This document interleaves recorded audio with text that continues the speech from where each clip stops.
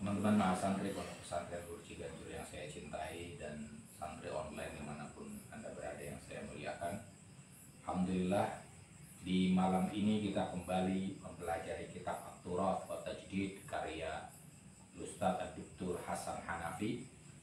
Di pertemuan kali ini kita akan membahas halaman 40 poin 8, ada di tengah itu, tahyirul waqi bil quwwah dan seterusnya. Ini ada hal-hal yang terkait dengan revolusi, maka temanya adalah revolusi. Bismillahirrahmanirrahim. Qala al-mu'allifu rahimahullahu ta'ala wa nafa'ana bihi bi ulumihi bid dharain. Amin ya rabbal alamin.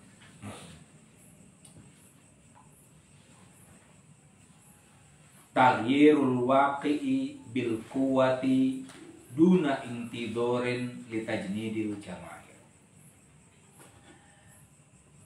Tantangan yang cenderung menggagalkan transformasi sosial melalui tradisi adalah taghyirul waqi' bil quwwah, mengubah realitas dengan kekuatan, dengan by power, dengan militer dan seterusnya.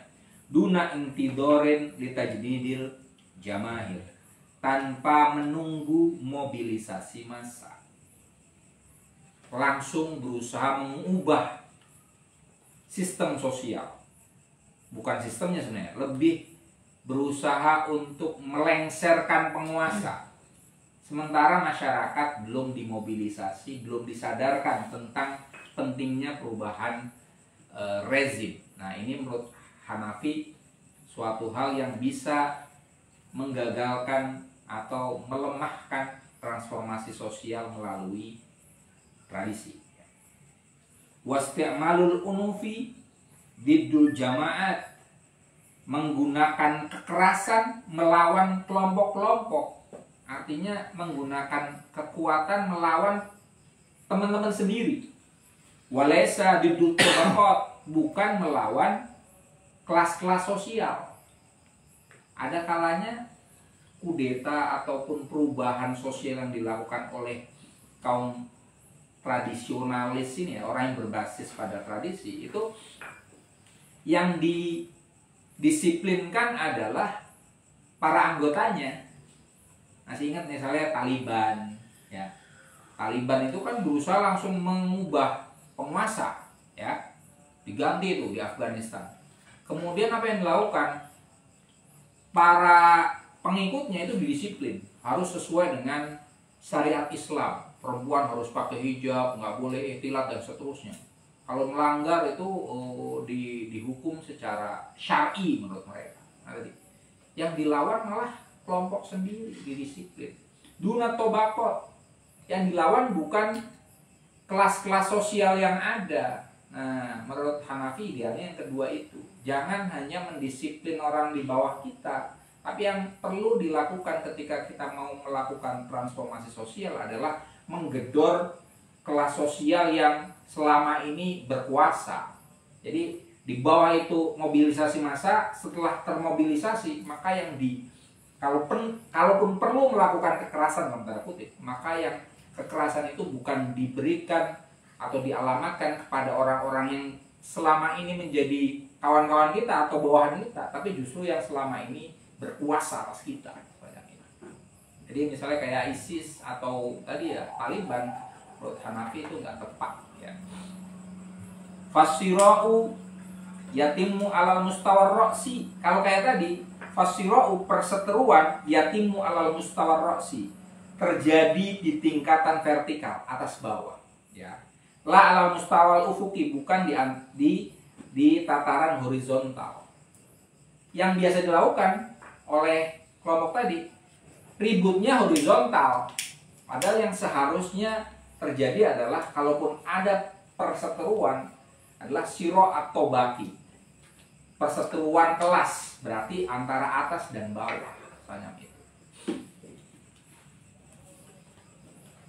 Wal unufut tauri, kekerasan revolusioner, layah dutu, tidak terjadi illa ida watikotil jamaah atau riyah, kecuali jika kelompok revolusioner itu percaya, yakin, annal jamahiro kullaha ma'aha, bahwa masyarakat itu bersamanya.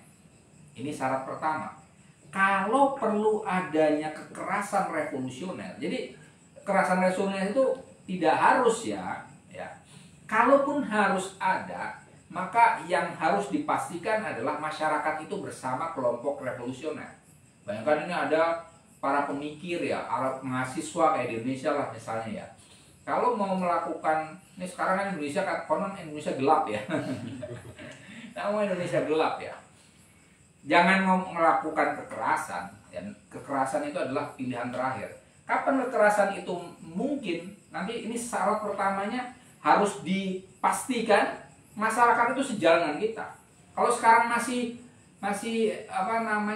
belum satu keyakinan, ya jangan. Ya kan belum begitu ini ya. MBG itu sebenarnya seperti apa? Masih pro dan kontra ya. Sekarang yang rame lagi apa? Pertalite sama Pertamax. Mobil saya itu kan pakainya Pertamax ya, tapi ternyata sekarang kurang ajar. Pertamax itu ternyata Pertalite yang dijual mahal ya kan? Iya, aduh kacau nih. Nah itu, tapi kan belum menjadi suatu wacana umum bahwa itu hal yang merugikan masyarakat umum ya. Gas misalnya, oke gas ini kan ternyata gas berkurang, itu kan masyarakat sudah tergerak ya, tapi apakah benar-benar yakin harus ada revolusi kan belum? Nah itu tadi, seandainya perlu ada perubahan sosial yang masif, harus diyakini penuh bahwa masyarakat itu sejalan dengan kita. Nah tadi, tajnidul jamahir itu pertama, kita harus mendidik masyarakat dulu tentang kondisi yang gak beres ya. Wa annahu la amala fi tahhiril awdha al-istimaiyah antori kinasril wa'yil jamahiri.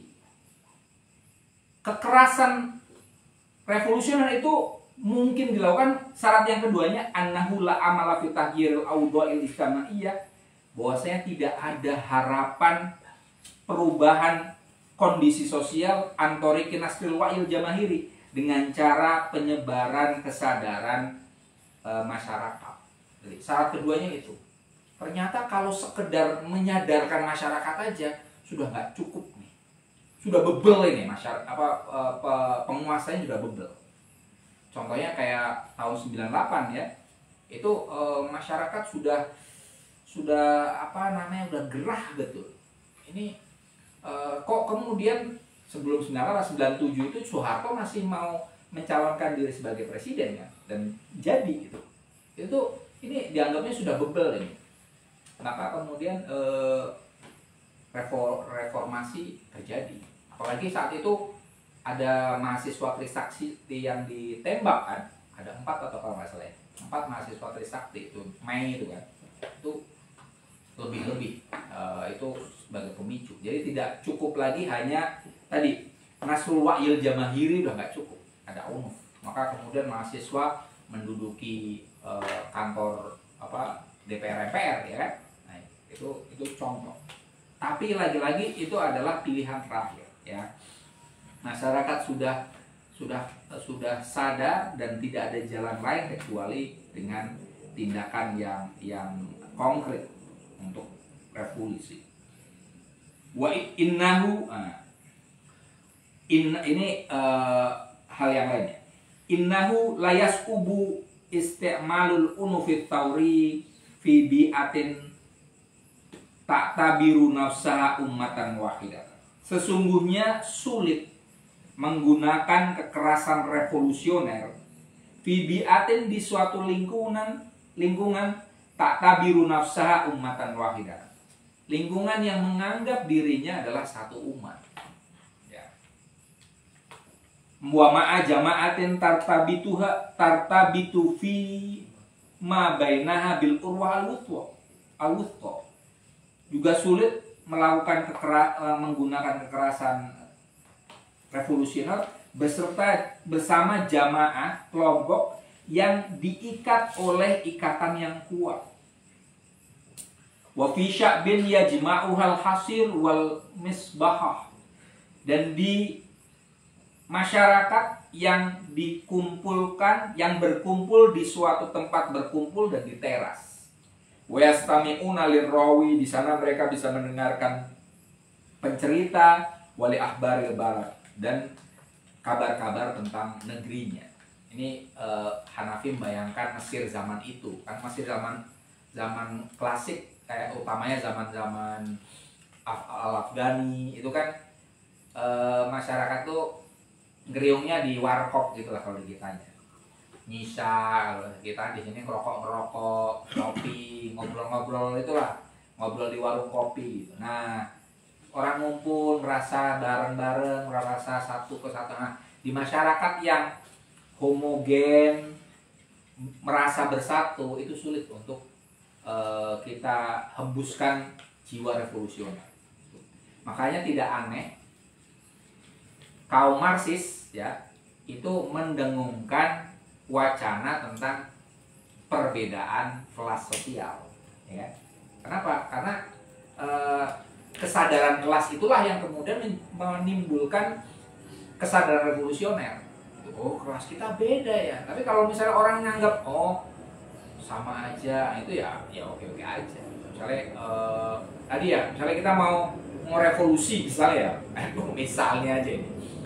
Kemudian kita ngeliat di pemerintahan Prabowo ada orang-orang NU juga gitu kan. Ada senior kita, jadi nggak usah deh. Nah, itu kan masih ngerasa satu, jadi susah. Jadi akan mudah perubahan itu kalau kita melihat ada jarak antara yang dikuasai dengan sang penguasa semacam itu. Wa fin nihayah, pada akhirnya qad yakunul mahzunun nafsiyu indal jamahiri tabaqatan wa afrodan. Kadangkala hasanah psikis masyarakat, maksudnya tradisinya. Mahzun nafsi indal jamahiri itu tradisi. Tabaqatan wa afrodan, itu berkelas-kelas dan berindividu-individu.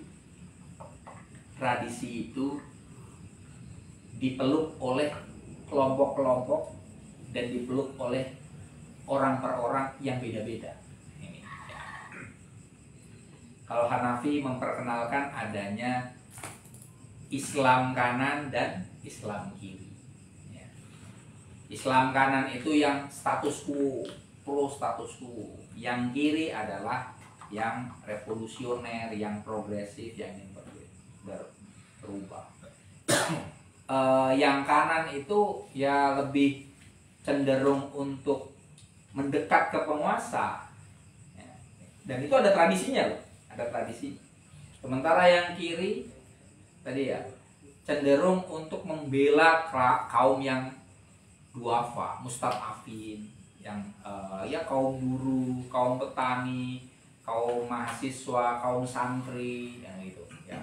Kalau yang ini nih ngomongnya ya kaum elit, ya penguasa, ya kiai, ya pengusaha dan seterusnya. Ya.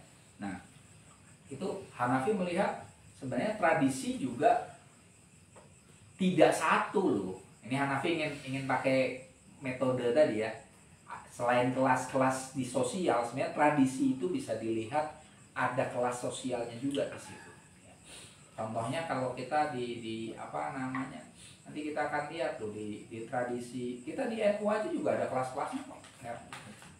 Kalau kalian baca sejarah demokrasi terpimpin, Soekarno itu di NU itu pecah jadi dua. Ada kelompoknya Kiai Bisri Samsuri yang menolak DPR-GR, ya, menolak demokrasi terpimpinnya Soekarno, tidak setuju untuk NU masuk ke dalam kabinet gotong royongnya bentukannya Soekarno saat itu. Di sisi lain ada Kiai Wahab Hasbullah yang justru pro DPR-GR dan juga demokrasi terpimpin. Nah, itu tadi. Nanti di Ansornya zaman itu ada Imron Rosyadi yang kontra Soekarno ya gampangnya ya, pro Liga Demokrasi. Itu ketua GP Ansor zaman itu ya, tahun ya 65-an lah ya, sebelum 65 malah ya, sebelum PKK 30S ya, awal 60-an lah, 60 sampai 65. Di saat yang sama ada Wahib Wahab yang justru saat itu menjadi menteri agamanya Soekarno di demokrasi terpimpin. Nah itu tadi, di satu komunitas saja kita ada yang tadi, ada yang status quo, ada yang oposan. Nah itu tadi, artinya, dan ini masing-masing punya tradisi nih ya, ada pegang tradisi sendiri. Di satu tradisi itu bisa ada pecahan-pecahan semacam itu. Jadi tradisi itu ada tobakot, ada tingkatan-tingkatan, ada afrod, beda-beda ya. Wal muwajjihul awal lisulukil ladzi yajubul maslahatal khosoh. Tradisi itu al muwajjihul awal, pengarah pertama, lisuluk, bagi perilaku, alladzi yajubul maslahatal khosoh, yang menutup kepentingan khusus. Ini idealis ya. Tradisi itu kalau dimunculkan maka kepentingan khusus itu akan tertutup. Yang muncul adalah kepentingan umum ya, maslahah amah, padahal kenyataannya nggak juga gitu ya. Kenapa tadi ya, misalnya nanti ada tokoh kita Kiai Idham Khalid ya. Kiai Idham Khalid itu menteri, bahkan wakil perdana menteri ketika Soekarno berkuasa. Beliau bagian dari kabinet gotong royong demokrasi terpimpin Soekarno berkuasa. Tapi ketika Soekarno dilengserkan oleh Soeharto, beliau juga punya posisi di Orde Baru. Nah gitu. Ini ya kita dan itu juga basicnya pakai tradisi, mas, pakai tradisi ya. Ada tradisi yang bagi anak muda nggak asik, yang dipegang oleh Sunni dan dipegang oleh NU. Itu apa? Lebih baik negeri ini dikuasai oleh penguasa dolim daripada tidak ada penguasa sama sekali. Itu doktrin politik Sunni. Nah, kenapa NU itu kan cenderungnya, kalau dibaca oleh orang-orang non-NU kita itu cenderungnya oportunis. Coba minimal dari mulai Jepang lah sampai sekarang. Kan kita selalu, NU selalu dekat dengan rezim. Tidak pernah di luar rezim. Dari Jepang dekat, ya kan? Oke, itu ada taktik juga di dalamnya. Ketika Soekarno berkuasa, dekat juga. Soeharto berkuasa, dekat juga, ya. Oke lah, kemudian akhirnya dikerjain tuh, ya, dikerjain oleh Soeharto. Kemudian 84 kan ada Hito, ya kan. Tapi kalian bisa lihat misalnya GP Ansor saat itu ketuanya itu adalah simpatisan Golkar. Pak Selamat Effendi Yusuf itu orang Golkar, ketua GP Ansor saat itu. Kemudian siapa lagi?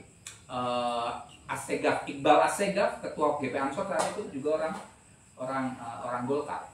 Ini orang Golkar. Jadi saat Golkar berkuasa, orang NU ada di Golkar. Nanti kemudian reformasi, jadi reformasi. Ini pas reformasi, Gus Ipul saat itu adalah menjelang ketua GP Ansor, beliau anggota DPR-nya PDIP. Kemudian setelah Gus Dur jadi presiden, itu kemudian beliau jadi sekjennya PKB, ya kan? Jadi sekjennya PKB terus sampai sekarang. SBY, ketika SBY jadi presiden, tadi kan di SBY jadi presiden, beliau jadi menteri, ya kan? Oke, SBY selesai, kemudian siapa? Jokowi kemarin Gusmen juga jadi menterinya Jokowi, ya kan? Jadi sekarang ya lanjut lagi dengan Prabowo. Nah itu itu semua basicnya dari tradisi tadi. Walaupun seandainya penguasa dolim sekalipun, prinsip politik Sunninya itu adalah ya pro penguasa, karena bagi politik Sunni itu tidak adanya penguasa itu mudorotnya lebih besar. bagi kaum revolusioner itu ya tentu saja suatu hal yang patut untuk dikritik lah ya. Tapi ya dengan gaya politik semacam itu NU kuat sampai sekarang ya, tidak hilang ya, karena terlalu keras hilang ya NU. Masyumi ngelawan Soekarno hilang sampai sekarang nggak hidup ya kan, itu sebagai contoh. Oke. Tadi apakah tradisi itu ya jubul masalah kosong? Buat teman saya enggak. Tradisi memungkinkan orang untuk sebenarnya seolah-olah mengungkapkan kepentingan umum, tapi sebenarnya kepentingan khusus ya. Oke. Waqad yakunu fi ilqa'i tahiyyah ala qaumin, kadangkala mengungkapkan salam kepada suatu kaum, tahiyatas salam fi assalamualaikum, yaitu mengungkapkan assalamualaikum, madhibatun li ghadabin, adalah pemicu bagi kemarahan, au i'lanun li tauratin, deklarasi bagi suatu revolusi, au ta'kidun ala wihdatil jamaah, atau penguat tentang kesatuan kelompok, au ibrazun lil maslahatil amah, atau upaya untuk menunjukkan kepentingan umum. Ini assalamualaikum itu artinya apa? Keselamatan, kesejahteraan, perdamaian untuk kalian. Seolah-olah damai kan? Kok bisa dikatakan di sini? Kadangkala salam yang berarti perdamaian itu bisa menggerakkan revolusi.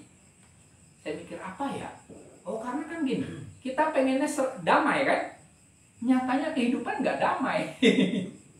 Maka kemudian ya orang ngamuk kan gitu kan. Kayak misalnya gini, assalamualaikum bapak yang sekarang tidak lagi bisa bekerja walaupun anaknya bisa makan MBG misalnya gitu kan. Itu kan wah iya, anakku selamat nih ya kan. Tapi kita kemudian dia cuma bisa makan doang, sekolah gratis, tapi selanjutnya gimana? Yang lainnya gimana? Nah itu bisa tadi madhibatun lil ghadab ya, memantik kemarahan, bahkan apa, i'lanun lit taurah. Dengan salam saja orang bisa marah ya. Makanya tadi mulainya mungkin dengan salam assalamualaikum warahmatullahi wabarakatuh, tapi kemudian dari situ provokatif. Kita semua mengharapkan damai, tapi kehidupan yang nyata sekarang tidak damai saudara-saudara kan gitu kan. Oke. Tapi ini wahtiyalul afrodi layuk di alal afkar, matinya orang yang revolusioner tadi maksudnya layak di alal afkar, tidak mematikan pemikiran. Dalam kegiatan yang revolusioner mungkin saja ada yang mati ya. Seperti tadi minimal tahun 98 mahasiswa Trisakti mati. Kemudian ketika demokrasi terpimpin Orde Lama mau tumbang, juga mahasiswa juga ditembak mati ya. Termasuk di Mesir revolusi Spring ya, Arab Spring itu juga ada orang di Alexandria, satu kota besar di Mesir, itu juga membakar diri mati. Setelah itu revolusi terjadi. Di Tunisia juga kayak gitu, ada yang mati satu, akhirnya rezim berubah. Jadi matinya satu orang itu tidak menjadikan pemikiran tentang perubahan sosial itu berhenti. Justru sebaliknya, kematian itu malah menjadi pemicu ya, seperti minyak yang menyulut api revolusi yang besar. Kalau kita mengacu kepada contoh-contoh tadi, baik di Mesir maupun di Indonesia. Nomor 9 dari tantangan yang mengakibatkan gagalnya transformasi sosial melalui tradisi. Apa itu? Taghyirul waqi'i bil wutubi ala sultan. Ini hampir sama dengan yang tadi, tapi dikuatkan. Merubah realitas bil wutub, dengan meloncat ala sultan, ke kekuasaan. Dunang tidori litajdidil jamahir, tanpa menunggu mobilisasi massa. Sama dengan tadi, langsung ingin berkuasa nih. Kalau kita mau mengubah masyarakat, mengubah negara ini, Maka apa yang perlu dilakukan? Ambil dulu, rebut dulu kekuasaan. Aneh kan. Baru setelah itu negara ini diubah. Nah ini menurut Hanafi itu tidak recommended lah ya. Masdarus sulto. Upaya yang semacam itu adalah sumber kekuasaan. Ya seperti tadi misalnya di Taliban tadi ya, di Afghanistan itu kan langsung kekuasaan itu direbut ya. Wa min thamma, oleh karena itu kanat mithlu hadhihi da'awat aqrabu ila muhawalatil inqilabat minha ila tahyirin ijtima'iyyin bil fi'li. Seruan-seruan semacam itu lebih dekat ke upaya kudeta daripada perubahan sosial secara aktual. Kalau fokusnya langsung merebut kekuasaan itu kudeta. Padahal yang kita bicarakan apa? Tahyirul ijtima, perubahan sosial. Ini cuman ganti rezim doang, tapi masyarakatnya apakah beres? Apakah birokrasi di bawahnya itu beres? Belum tentu ini. Contohnya di Indonesia nih. Di Indonesia waktu reformasi, kelirunya kan fokusnya adalah nurunin Soeharto. Soeharto berhasil diturunkan. Saat itu memang ada wacana untuk membubarkan Golkar, tapi nggak terjadi itu. Ya. Golkar dengan segala kecanggihan politiknya itu kan minta maaf ke publik dan seterusnya, berganti apa ya, kayak bunglon gitu kan, lalu menjadi seolah-olah reformis, dan pemilu kan juara kedua ya. Pemilu reformasi itu awal itu yang menang pertama PDIP, yang kedua adalah Golkar, ketiga baru PKB itu P3 PKB ya. P3 PKB itu suaranya lebih besar PKB tapi kursinya lebih banyak P3. Nah, artinya Golkar masih tetap kuat ya, masih tetap kuat. Itu tadi. Kenapa? Karena yang dilakukan hanya muhawal inqilab, hampir kayak kudeta. Al-lutub ala sultan, lari berusaha untuk menguasai, mengubah penguasa saja. Waqad yansha'u hadzal uslub min dhihnin yusaitiru alaihi tasawwur al-harami al-markazil alam. Nah, gaya semacam itu muncul di dalam pikiran yusaitiru alaihi yang dikuasai oleh at-tasawwur al-harami al-markazil alam, yang dikuasai oleh konsepsi piramida yang memusat di alam semesta. Kenapa ada orang yang berusaha untuk mengubah suatu kawasan dengan cara merebut kekuasaan? Itu karena ini cara berpikirnya adalah piramidal. Piramidal itu hierarkis. Ini yang bawah itu ngikutin yang atas. Maka kalau mau mengubah, atasnya aja direbut gitu. Jadi akhirnya kalau itu yang dilakukan, ya atasnya aja berubah dan diganti, tapi di bawahnya tetap saja. Anda bisa lihat misalnya kalau di Asia Tenggara ini, di Filipina itu kayak gitu, ganti-ganti aja penguasanya, tapi kondisi masyarakatnya gitu-gitu aja. Ya. Korupsinya kencang. Itu karena tadi hanya di atas doang, ya. Ke bawahnya nggak sampai-sampai. Ya. Oke. Wa yu'til aulawiyata wal fa'iliyata wal hukma lil ummah alal qaidah wal markas alal mukhit. Konsep yang piramidal tadi, yu'til aulawiyah, memberikan keutamaan, wal fa'iliyah dan positivitas, wal hukma dan kebijaksanaan, lil kimmah bagi posisi puncak, alal qaidah daripada posisi yang di bawah, alal markas yang utama adalah yang pusat, alal muhit daripada yang pinggiran. Jadi kalau mau menguasai Indonesia, kuasailah Jawa, ya kan gitu juga kan? Jawa adalah kunci. Nah, itu kan. Jawa dikuasai, tapi kemudian taruhlah bisa dikuasai, tapi yang lainnya tidak dikuasai, ya akhirnya mungkin terjadi pemberontakan.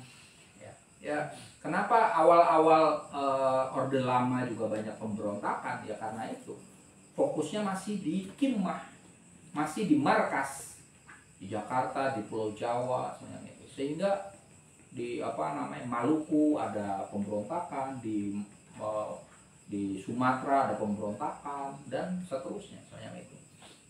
Itu karena apa? Fokusnya di markas ya dan di kimmah ya. Wa kana sababu fil qada ala hadil muhawalat wa istidamiha ala sultah. Ya. Sebab dari matinya upaya tersebut, wa istidamuha benturannya ma'as sultah dengan kekuasaan, wa tihamuha bil wutub alaiha dan tuduhan atasnya hendak meloncat menjadi penguasa, wa tadbiril mu'amarat dan mengatur suatu konspirasi likol binidomil hukmi syar'i untuk membalik sistem pemerintahan yang legal. Kalau fokusnya adalah mengubah struktur penguasa di atas, merebut kekuasaan, maka para pendakwah hal itu akan mudah untuk dipatahkan. Kenapa? Karena dianggapnya akan kudeta, dianggapnya akan mengubah sistem yang sudah legal. Itu yang misalnya ya kalau di Indonesia DITII itu kan gagal ya, PRRI semesta gagal. Kenapa? Karena tadi mereka inginnya merebut kekuasaan atau membuat kekuasaan tersendiri gitu kan. Maka kemudian mudah untuk dipatahkan. Sama juga kalau di Mesir misalnya Ikhwan Muslimin itu juga sama, dia fokusnya mengumpulkan masyarakat, mengumpulkan massa, kemudian merebut kekuasaan, tapi kemudian setelah itu ada unsur-unsur nanti nidom awatan-dim as-sirriyah nanti ada setelah ini, organisasi-organisasi yang cenderung rahasia, maka organisasi yang semacam itu mudah sekali untuk dipatahkan ya oleh penguasa, oleh militer. Fihinin, padahal ya, anna i'dadal jamahir li Taurah, sungguhnya persiapan menyiapkan masyarakat untuk melakukan revolusi asyabiyah yang sifatnya nasional, wal amalus tauriyul baqiyu, itu adalah praktek revolusioner yang abadi. Nah, jadi menurut Hanafi ini yang paling penting itu bukan merebut kekuasaan, tapi menyiapkan masyarakat untuk berubah. Revolusi itu tidak melulu mengganti rezim, intinya gitu, tapi menyiapkan masyarakat agar memang siap untuk berubah dari satu kondisi ke kondisi yang lainnya, macam itu.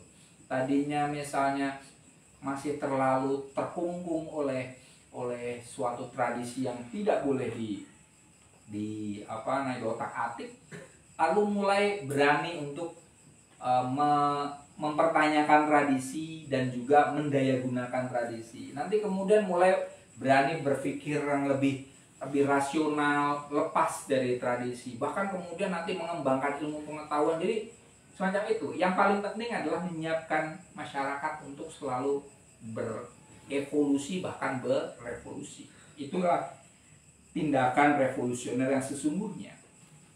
Wa masultatu siyasiyatu illa natijatun liwa'il jamaah. Kekuasaan politik hanyalah hasil dari kesadaran masyarakat.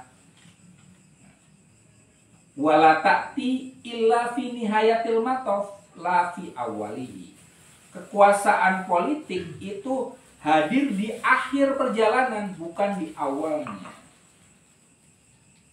Wa ta'tir riqabatu ala sultoh, maka akan muncul pula pengawasan terhadap kekuasaan minal qaidah dari bawah ilal kimmah ke atas. Wa tasyaraka fil hukmi, yang atas dan bawah kemudian berserikat dalam pemerintahan. Nah, ini Hanafi menarik di sini ya. Kekuasaan itu bukan tujuan, kekuasaan politik itu bukan tujuan. Itu hanyalah hasil dari apa yang kita bentuk di masyarakat. Kalau masyarakat sudah terdidik untuk hidup secara demokratis, maka nanti kekuasaan yang hadir adalah demokratis. Tapi kalau masyarakat dididik untuk menerima kolusi, ya, menerima uang money politik, maka ya sistem pemerintahan yang hadir juga akan korup. Gitu loh. Kita Indonesia ini akan masih sulit untuk benar-benar mendapatkan pemerintahan atau sistem yang baik. Kenapa? Karena ini udah jadi common sense bahwa di Indonesia itu ada money politik kan, ada money politik. Artinya masyarakat yang awam pun sudah ngerti, dikasih duit ya terima aja, milih mana bang sekian. Misalnya udah sepintar itu kan, bahwa mereka ini kan cuma taruhlah 100.000 taruh gitu, mereka nanti bisa ngambilnya lebih banyak lagi, jadi udah rusak. Maka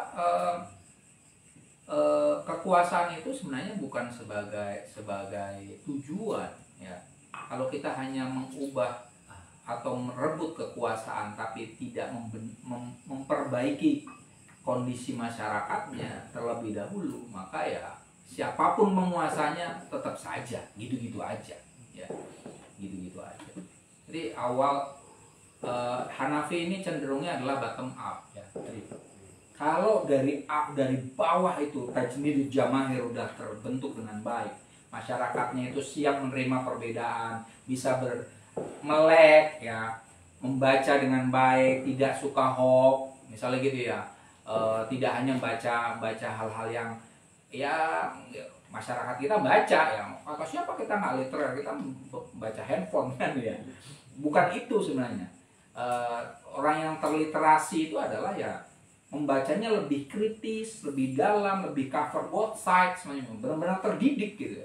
Bukan ukurannya juga bukan karena S1, S2 atau S3 itu, tapi memang punya kemampuan untuk kritis terhadap berita yang ada dan mikirnya enggak, kalaupun kritisnya itu enggak ngawur sebenarnya itu. Kalau ngawur ya mudah untuk dipenggokkan kemana-mana, mudah untuk dikelabui. Jadi ya kayak gini-gini aja ya. Makanya menurut hemat saya ya saat ini ya, misalnya teman-teman berusaha untuk apa? Wah ini harus ada reformasi sudah selesai nih, harus ada, kalaupun reformasi jilid 2 taruhlah gitu ya, revolusi bahkan. Tapi apa yang dimaksudkan? Kalau hanya mengubah atas saja tanpa memperbaiki bawah, yaitu ya kita akan merasakan hal yang tidak banyak bedanya ya, di situ-situ saja. Contohnya misalnya beginilah, kita mungkin akan melakukan perulangan. Tahun 98 itu aktivis yang mendongkel Soeharto itu adalah orang-orang yang hebat, mahasiswa-mahasiswa kalian ya, idealis ya. Tapi karena belum benar-benar memperbaiki masyarakat dengan baik, dengan ini ya, dan kemudian sebenarnya susunan sistem penguasa sebelumnya belum benar-benar runtuh, itu lama-kelamaan yang tadinya kaum demonstran itu lama-kelamaan jadi seperti rezim juga. Ya kan? Mereka sudah menjadi penguasa. Jadi yang tadinya itu melakukan demonstrasi, selanjutnya giliran mereka mendapatkan kursi kekuasaan, mereka nggak jauh beda dengan yang sebelumnya itu dikritik. Nah itu artinya ini ada apa namanya, ada PR yang jauh lebih sulit daripada sekedar merebut kekuasaan politik. Oke. Nomor 10. Ini juga poin yang bisa mengganjal transformasi sosial melalui tradisi.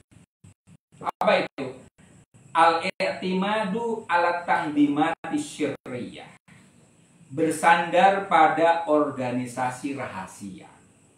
Wa ghaliban ma, kadangkala, kerap kali, takunu musallahatan. Organisasi itu dipersenjatai. mimma yuqawil aqliyatal mu'amarah, yang menguatkan nalar konspiratif, wal ihsasa bil ittihad, dan perasaan tertindas, wal infisola anil akharin, terpisah dari orang lain, warrohbata fis saitodah, keinginan untuk berkuasa. Kerap kali ini memang orang-orang yang tadi ya berkonsepsi piramidal terhadap masyarakat, kemudian pengennya itu merebut kekuasaan. Cara yang dilakukan adalah membentuk organisasi-organisasi rahasia. Tangdim kayak misalnya jamaah jihad. Ini utamanya kalau di Mesir ya, di kalangan orang-orang ikhwan muslimin itu kan ada kelompok lagi, jamaah takfir wal jihad. Islam Bully salah satu tokohnya itu yang kemudian menembak Presiden Anwar Sadat. Itu kan kelompok clandestine ya, kelompok rahasia, yang bisa merekrut orang-orang setara tentara Islam yang nembak Anwar Sadat itu kan tentara. Sedang ada pawai, kemudian tentara itu megang senjata, langsung presidennya ditembak. Nah itu kalau kelompok yang dibentuk adalah kelompok rahasia, ditambah kelompok rahasia ini juga dipersenjatai. Nah ini kalau di Indonesia kaum teroris lainnya, jamaah jihad dan seterusnya, itu kan belajar main senjata, bikin bom dan seterusnya, maka mereka semakin ingin merebut kekuasaan, merasa didolimi, padahal gimana mereka nggak dikejar-kejar oleh apa untuk bisa bikin bom, ya kan? Ya pasti dikejar lah, ya semacam itu. Ya. Fihinin, padahal annal haqqo yu'lanu an nafsi. Padahal kebenaran itu memproklamirkan dirinya sendiri. Khosotan fi hadil marhalah, terutama di fase allati yatimmu fiha tajdidul jamaahir, yang mana mobilisasi masa sedang berlangsung. Wa ijtima'uhum ala mabadi basitotin wadihatin, dan persatuan mereka di atas prinsip-prinsip yang simple dan jelas.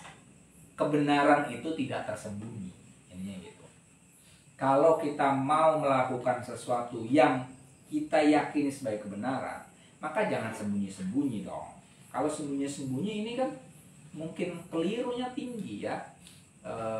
Kalau Anda yakin ini adalah kebenaran, maka ungkapkan itu, terutama ketika melakukan mobilisasi massa ya. Prinsip-prinsip apa yang perlu diungkapkan ya, prinsip-prinsip yang simpel saja tapi jelas. Jadi tentang kayak misalnya di Indonesia ketika kita mau merdeka itu kan prinsipnya simpel-simpel saja ya, Pancasila. Gimana kita kemudian lebih simpel aja merdeka atau mati, kan? Itu akhirnya kita harus merdeka. Nah, itu simpel-simpel itu. Kemudian apakah merdeka atau mati itu sembunyi-sembunyi? Enggak, terbuka. Itu al-haqqu yu'linu an nafsi. Kebenaran itu mengungkapkan dirinya sendiri, tidak sembunyi-sembunyi. Inna sirra diddul alan. Rahasia itu bertentangan dengan keterbukaan. Ya. Wal ideologiatul wadihatu, ideologi yang jelas, tumarosu fil alan, dipraktekan secara terbuka. Fihinin anna ideologiata sirri, sementara ideologi yang rahasia, tumarosu fisir, dipraktekan secara rahasia. Watatku fil khofa, dan menyeru orang lain secara sembunyi-sembunyi. Kama huwal hal fi dakwah as-syi'iyah at-taqlidiyah, sebagaimana yang terjadi pada dakwah Syiah yang konvensional. Jadi, kalau ideologinya jelas, itu pasti jelas deh. Tapi kalau judulnya rahasia, kita ragu-ragu nih, bener atau enggak macam itu ya. Maka kalau ada orang yang tidak berani untuk mengungkapkan sesuatu secara alaniah ya, terbuka semacam itu ya, kita perlu untuk skeptis ya, hati-hati itu, jaga jarak, karena jangan sampai kita malah jadi korban ya kan, yang itu. Intinya kalau benar maka terangan dia mengungkapkan kebenaran itu. Kalau dia sembunyi-sembunyi, maka kita perlu hati-hati terhadapnya. Oke, mungkin kayak Nabi Muhammad awalnya dakwahnya sir, ya kan? Tapi kan itu sementara doang. Setelah itu beliau alamiah, dakwah dakwah jahriyah, dakwah secara terbuka. Ya karena Nabi Muhammad meyakini itu adalah kebenaran, seperti itu ya. Walimada sir, ya, kenapa harus rahasia, sembunyi-sembunyi? Wal wahyu yu'linu an nafsi. Wahyu itu menjelaskan tentang dirinya, mengungkapkan dirinya, terbuka terhadap dirinya. Wal jamahiru was sultatu wal hakimu wal mahkum. Masa dan penguasa yang memimpin dan yang dipimpin, al-kul semuanya, yabda'unnal wahyi, bermula dari wahyu. Ini yang dibicarakan tentang orang Arab ya. Kamu tenadorian wujdaniyin, sebagai donor teoritis dan psikis. Kalau para transformer ya, orang yang mendakwahkan perubahan sosial melalui tradisi itu berangkat dari wahyu, maka seharusnya ikut jejak wahyu dong. Oke, wahyu awalnya sembunyi-sembunyi, tapi kan itu di dalam fase yang sangat sebentar sekali. Setelah itu langsung alamiah. Ya.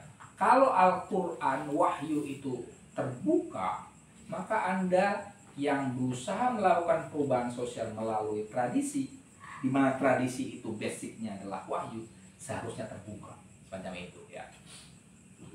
Wala yarfudu ahadun taujihal wahyi lil waqi. Lagi pula tidak ada seorang pun muslim, maksudnya ahadnya, menolak arahan wahyu tentang realitas. Wal ikhtilafu fit tafsir, dan perbedaan dalam penafsiran, hasmuhu bimasolihihil jamahir, penentunya adalah kemaslahatan masyarakat. Karena kalau sembunyi-sembunyi nanti akan ada di sini. Itu biasanya nggak boleh ada perbedaan. Kebenaran itu ya udah nggak boleh ada perbedaan, tidak boleh ada pertentangan atau perdebatan. Padahal wahyu itu terbuka, dan dalam keterbukaan wahyu itu senantiasa adalah ada penafsiran. Kalau ada penafsiran satu dan yang lain itu berbenturan, maka yang dijadikan sebagai pilihan, yang dipilih adalah yang paling maslahat, semacam itu. Nah, jadi intinya Hanafi, oke lah, buka saja, biarkan penafsiran bermunculan. Kalaupun ada perbedaan, maka yang dipilih adalah yang paling maslahat, semacam itu. Wa qad tabda'u ad-da'watul ijtimaiyatu kullama zadal i'lanun 'alal alam. Dan dakwah sosial itu bermula acap kali publikasi secara terbuka itu bertambah. Nah, ini catatan kakinya adalah tentang dakwahnya Nabi Muhammad itu mulai terbuka. Mulai kapan? Ketika Umar dan Hamzah mulai masuk Islam. Dan Umar dan Hamzah itu berani untuk mengatakan, saya Muslim. Kalau ada yang mengganggu umat Islam, hadapi saya. Nah, itu setelah itu baru Nabi Muhammad berani untuk dakwah secara terbuka.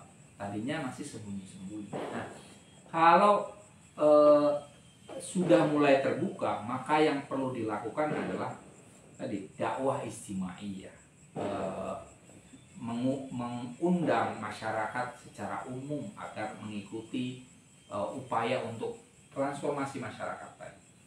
Apapun itu bentuk transformasi masyarakatnya, yang jelas transformasi menuju ke kebaikan.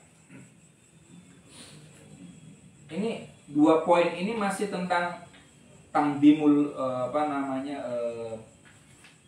organisasi tertutup nih ya. Saya lanjut aja ya. Jadi yang 11, tangdimul jamahiru fi jama'atin muhlaqatin yang kusuhal khiwa. Pengorganisasian massa di dalam kelompok yang tertutup itu kurang dialog ya. Tidak ada dialog di situ, atau minimal kurang adanya dialog di dalam. Wal imanu bi annahum wahduhum al haq. Mereka percaya bahwa mereka saja yang benar. Wal akharuna ala batil, sementara yang lain itu keliru. Kama domi tandimatil unsuriyah, seperti kelompok organisasi yang rasis. Nih, coba ini contohnya ya tadi, kaum-kaum clandestin itu ya, utama kalau di Indonesia selama ini ya kaum-kaum teroris lah, itu merasa mereka paling benar, yang selain mereka dianggap keliru. Bahkan di antara mereka nggak bisa dialog. Ketika mereka satu kelompok itu beda pendapat, itu bisa mengkafirkan yang lainnya loh. Ya. Kayak Ba'asir itu dikafirkan oleh anak buahnya yang lain yang menganggap Ba'asir kurang syar'i atau apa semacam itu. Mereka ada takfir antar mereka itu terjadi. Nah, maka ini menurut Hanafi katangdim al-unsuri, seperti tangdimat unsuriyah, sebenarnya mirip dengan organisasi yang rasis ya. Walakinnaha unsuriyatun fikriyah, tapi mereka adalah orang-orang yang rasis secara pemikiran, wa manhajiyah secara metodologis, wa amaliyah secara praktis, wa aqaidiyah secara akidah. Rasis. Sebenarnya kita di Ahlus Sunnah wal Jamaah juga mungkin jadi rasis loh. Kalau kita berpegang teguh bahwa kita adalah satu-satunya kelompok Islam yang masuk surga. Kawan ya? Yang itu loh. Najihah bahwa umat Islam itu terpecah menjadi 70 berapa? 73 golongan. Yang selamat adalah yang berpegang pada Ahlus Sunnah wal Jamaah. Kita berpegang kepada Ahlus Sunnah wal Jamaah. Jadi kita yang selamat, selain kita tidak selamat. Itu juga sama, rasis kita. Kita di NU ada tradisi yang agak rasis gitu sebenarnya, dan itu bermasalah ya. Padahal di lain nanti ada pernyataan yang ini, man qala la ilaha illallah dakhala jannah, ya kan? Nah itu lebih moderat lah dari tadi ya. Asalkan ngomong la ilaha illallah, maka dia masuk surga. Tapi ini nanti offset lagi loh. Wa in zana, walaupun berzina, walaupun nyuri gitu, kalau dia ngomong la ilaha illallah masuk surga. Ah, coba loh itu. Jadi penguasa-penguasa yang dolim sekalipun itu maka dibela oleh kaum Sunni. Ya karena itu prinsipnya. Jadi lari ke sini sebenarnya ada kelemahannya, lari ke sono kelemahannya lagi, gitu deh. Tapi ini saya mengungkapkan itu untuk menunjukkan bahwa kita juga perlu hati-hati terhadap unsuriyah ya, rasisme ya. Karena yang ditekankan adalah hiwar. Kita sebagai manusia itu kan mahalul khata' wan nisyan. Tempatnya salah dan lupa. Artinya tidak ada di antara kita yang benar 100%.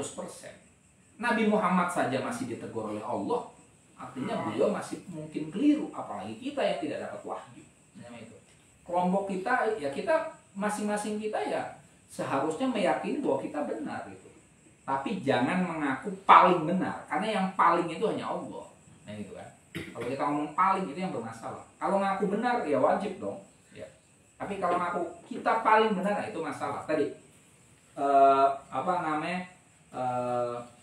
yang 73 golongan dan kita merasa paling benar, itu bisa mengklaim kebenaran yang tunggal. Nah itu bermasalah.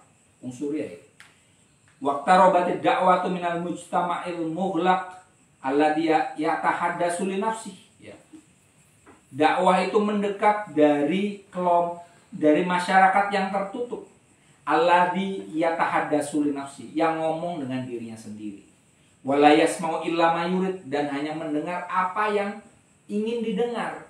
Orang-orang yang enggan berdialog itu ya memang sebenarnya monolog saja.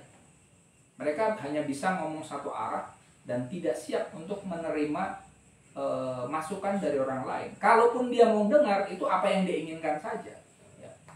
Ini terjadi sebagian pada orang-orang yang tukang orator murni. Saya nemuin beberapa orang orator murni kayak gitu. Dia itu ngomong aja. Apa?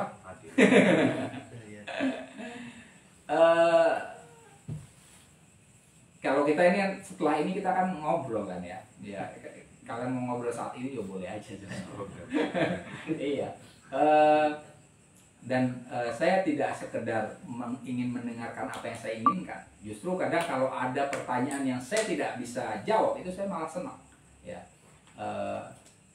kan ada dosen justru nggak suka ditanya kan, atau ada pertanyaan sulit dia kemudian nggak bisa jawab, dia sepertinya malu. Nah itu kalau saya nggak yang kayak gitu. Justru semakin kalian punya masalah semakin bagus, apalagi saya nggak bisa jawab, terngiang-ngiang di pikiran itu menarik sekali ya. Nah itu. Ini sebaliknya kalau orang-orang yang muhlak tadi, masyarakat yang tertutup, itu dia sebenarnya monolog saja, dan kalau mau mendengar yang didengarkan hanya yang dia sukai.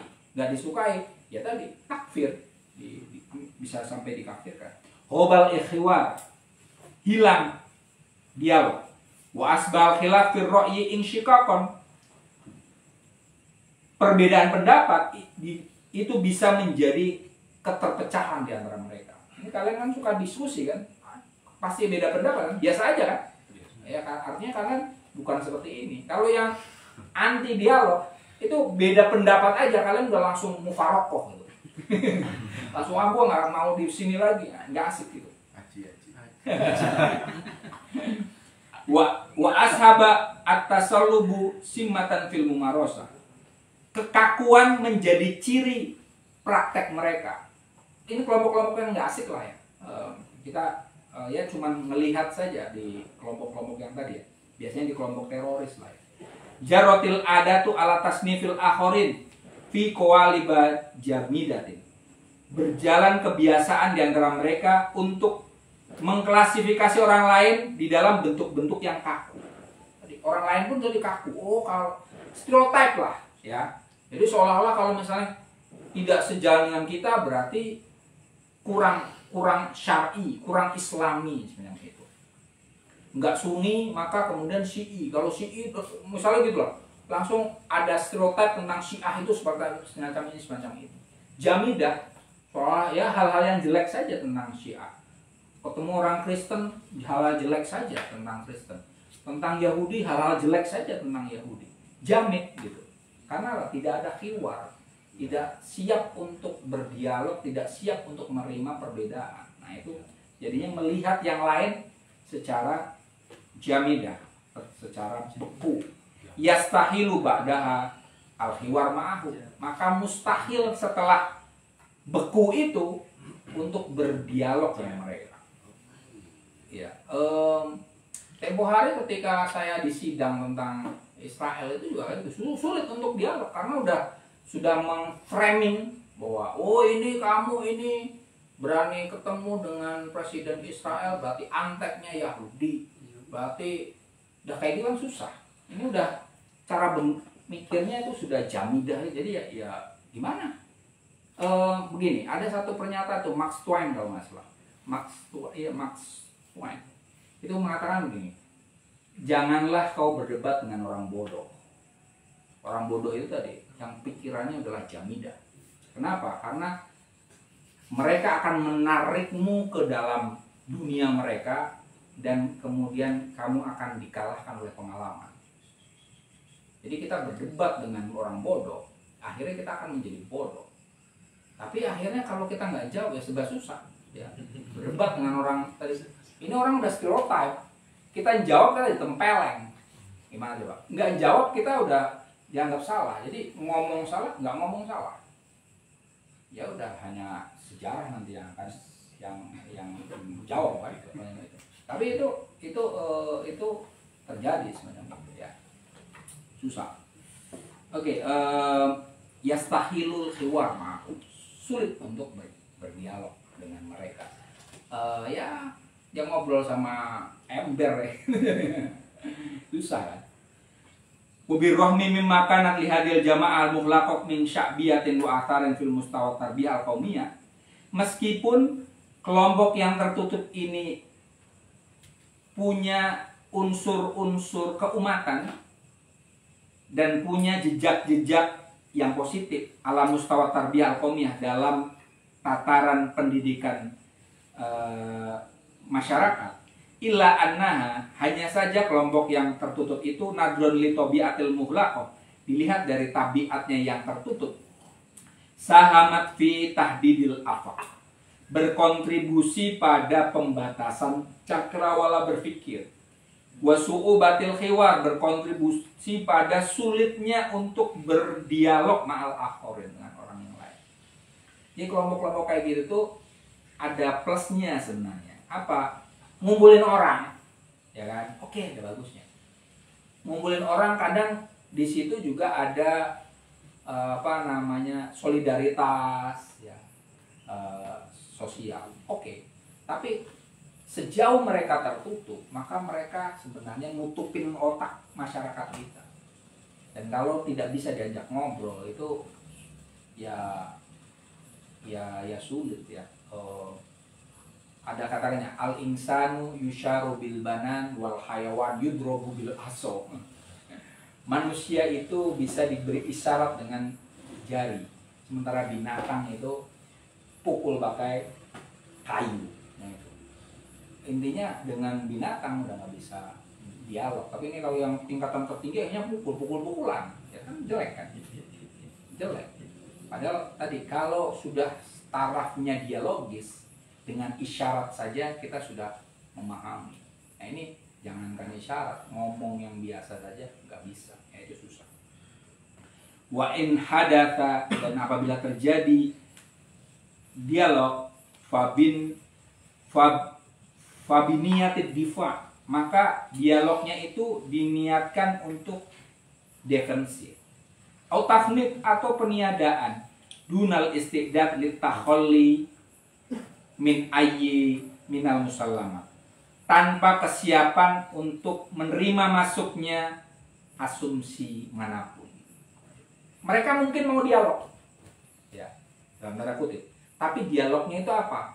Untuk dua hal. Kalau tidak untuk bertahan, membela apa yang selama ini mereka jadikan pegangan, atau yang kedua, meniadakan lawan untuk berdialog. Jadi dia bertahan diri atau nyerang, itu bukan dialog gitu. Ya, itu debat yang ingin menangnya sendiri. Duna isti'dad takholli min ayyi musallamat, tidak siap untuk menerima asumsi-asumsi yang lain. Padahal kan mungkin ada asumsi-asumsi yang lain. Ya, tidak jamit, tidak beku. Ada kemungkinan-kemungkinan lain, dan kemungkinan-kemungkinan lain itu bisa dipikirkan hanya oleh orang yang mau berpikir. Dan kalau orang sudah tertutup cara berpikirnya dan tidak mau berdialog, itu akan sulit untuk mau menerima adanya asumsi atau pikiran yang lain. Poin ke-12 sebenarnya hampir sama, tapi cukuplah, udah jam 9:10. Kurang lebihnya mohon maaf untuk malam ini. Kita sampai sini. Mungkin kita lanjutkan lagi wallahualam nih setelah lebaran ya, insyaallah.